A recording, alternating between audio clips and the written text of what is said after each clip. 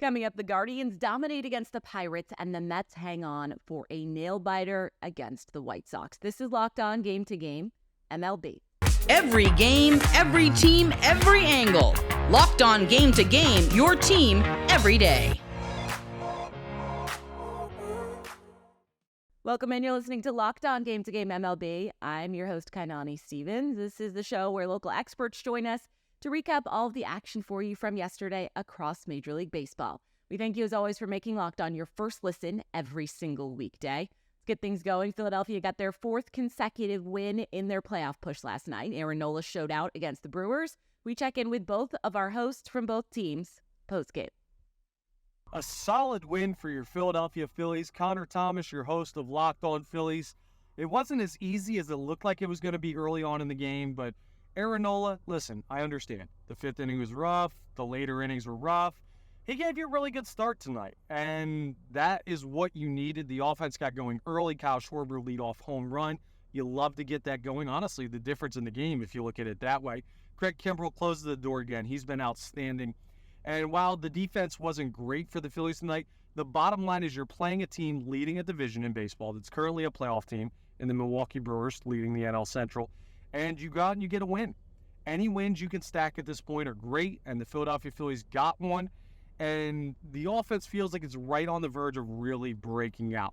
But, hey, you've won 4 of the last 5, and you feel very comfortable about where the Phillies are right now. The Brewers lost their opener in Philadelphia 4-3. Could not get to Aaron Nola. I mean, the guy gave 3 home runs in his last start, but as I put on Twitter, made it look like Steve Carlton tonight. First 6 in the order, did not get a base hit against him tonight.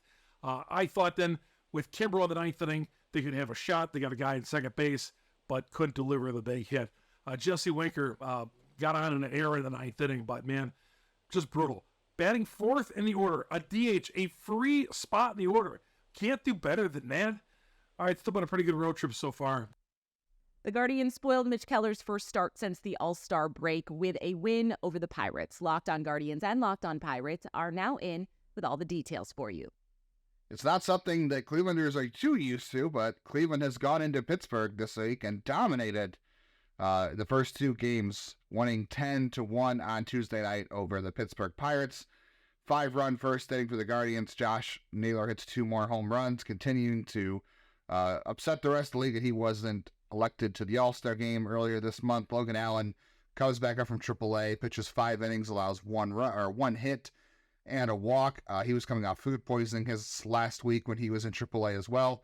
Only threw 71 pitches, so the Guardians continue to be careful with him. The Guardians are going to continue to make the trading deadline very interesting. They are now only a game and a half back. The Twins and Mariners play late on Tuesday night.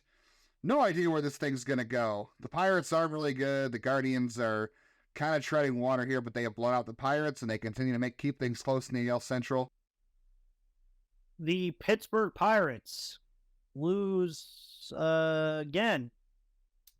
They give up double-digit runs to the Cleveland Guardians. Again. And the slip and slide continues for this Pittsburgh Pirates team. The offensive ineptitude, which I talked about on the Tuesday episode on why Andy Haynes needs to be fired, continued. And bringing up all these prospects, we thought it was going to be a positive for this team. But with Andy Haynes on your coaching staff teaching these young guys to hit, it doesn't matter as the Pittsburgh Pirates lose 10-1 to the Cleveland Guardians. My name is Ethan Smith, your host of the Locked On Pirates podcast. San Diego bounced back from a loss to Philly by taking out their frustrations on Toronto. Locked On Padres goes over a big night for the Bats. Locked On Blue Jays talks over the blowout. You always like a nice little W to start off your week. You know what I mean? What's up, everybody? Javi Reyes here, Locked On Padres podcast. If you, for some reason, still believe in the Padres this year, first of all, my condolences to you. Secondly, they win tonight, 9-1 after a great start from Joe Musgrove. Him and Blake Snell, basically, for the last, month and a half, have been, some of the best pitchers in baseball. I'm not making that up. He's been awesome. He looked great. Then, on the other side of things, the Padres were hitting a whole lot. Juan Soto having a big night, as usual. And Trent Grisham with a home run. Trent Grisham, I don't know, man. The sample size is getting a little bit bigger. I'm starting to wonder if he's actually becoming an above average or at least just average offensive player, which would be huge for the team going forward. So that's definitely something to watch for, even if you've given up on this season. So that's really cool. Shout out to my dude, Alec Jacob, his second kind of appearance in this one. 2 innings, a walk, and 3 Ks. Shouts to you, Alec. I love seeing young guys do well like that. So really cool stuff for the Padres. Now, again, if you are having hope, remember that they looked real good against the Phillies in their first game this past weekend, right? They won that one, I think, 8-3, and then they got killed for the rest of the series. So don't get your hopes too high, but still, if you're just watching them just to enjoy, same old. Offense showed up, Joe Musgrove was awesome, and you love to see it.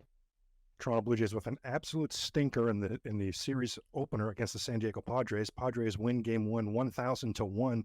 Blue Jays were awful, and it was from top to bottom. The offense, terrible. 1 for 8 with runners in scoring position. Now, the one hit was Matt Chapman, who did have a couple of good at-bats today. Bo had a couple of good at-bats today, so I guess that's the glass half full things I can point to.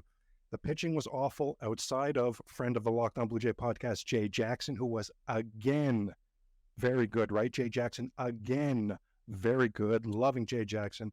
The umpiring, embarrassing. Home plate umpire Malachi Moore, you humiliated yourself tonight, and I truly, sincerely hope there are repercussions headed your way from your bosses. But of course, we know that's not going to be the case, right? Umpires don't have repercussions. Robo-umps yesterday, please. The Blue Jays will send the American League's 10th best ERA to the mound on Wednesday, looking to even the series. Jose Barrios, join me on the Locked On Blue Jays as we'll deep dive and get set for that game.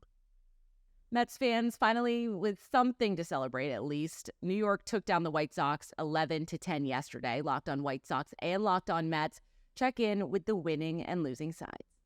Well, every win is an adventure for the New York Mets, but a win is a win, and fans will take it all the same. This is Ryan Finkelstein, the host of Locked On Mets, and offensively, everything went right on Tuesday, which is ironic because over the weekend, everything went wrong offensively, but that's sort of the give and take of a bad team, right?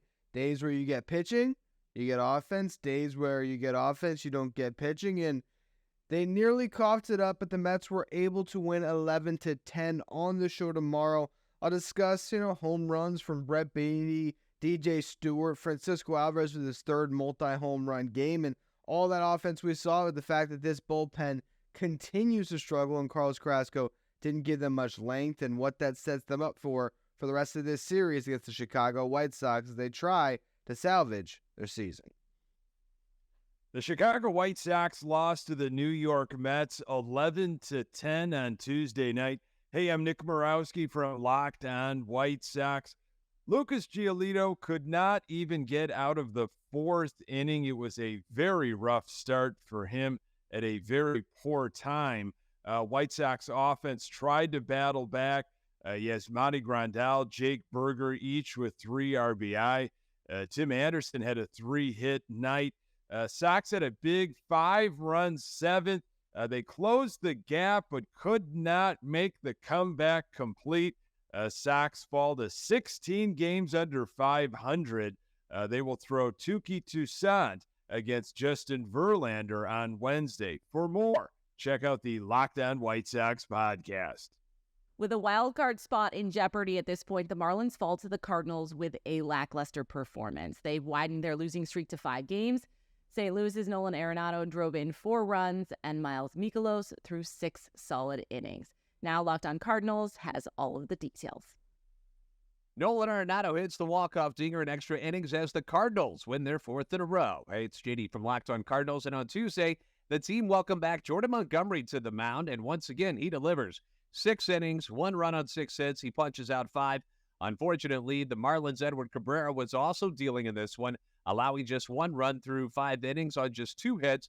And eventually, this one had to go to extra innings, tied at 2. And in the bottom of the 10th, the Marlins decide to pitch to Nolan Arenado, out of all people, with runners on 1st and 3rd and 2 outs. And Nato nukes him, placing a missile over the left field wall for a walk-off 3-run home run to give the Birds the victory. Pop the champagne, Cardinal Nation. That win scoots the team past the Pirates and into 4th place in the NL Central. They've now won 7 of their last 9 and are playing loose and with some juice finally in 2023. Coming up, the Chicago Cubs drop 17 runs on the Nationals. This is Locked On Game2Game MLB. Today's edition of Locked On Game to Game is brought to you by Gametime. Buying tickets last minute shouldn't be really difficult, and it shouldn't be so expensive. That's why the Gametime guarantee is what is going to help you get the best price. If you find tickets in the same section and the same row for less somewhere else, Gametime will credit you 110% of the difference. So download the Gametime app, create an account, and use code LOCKEDONMLB for $20 off your first purchase. Terms apply. Again, you can create an account and redeem code LOCKEDONMLB for $20 off. Download Gametime today. Last-minute tickets, lowest price guaranteed. Welcome back to Locked On Game to Game MLB. I'm your host, Kainani Stevens. A bullpen beatdown. The Chicago Cubs dominate the Nationals 17-3. Locked On Nats goes over a less than stellar outing from the relief pitchers. Well, the Washington Nationals just lost to the Chicago Cubs by a lot of runs. Where do we begin? This Nationals team just did not act tonight. Simple as that. The Nationals did not look good against the Cubs, and they seem to always play well at Wrigley Field, but tonight that was not the case. Patrick Corbin did actually turn out a pretty quality start. The bullpen came in, and guess what? It was not pretty. Lane Thomas, and also, before that, we were up 3-0 in tonight's game. What went wrong? What went wrong with this Nationals team in tonight's affair at Wrigley Field? But I will say there was one good thing, sort of, out of a few maybe.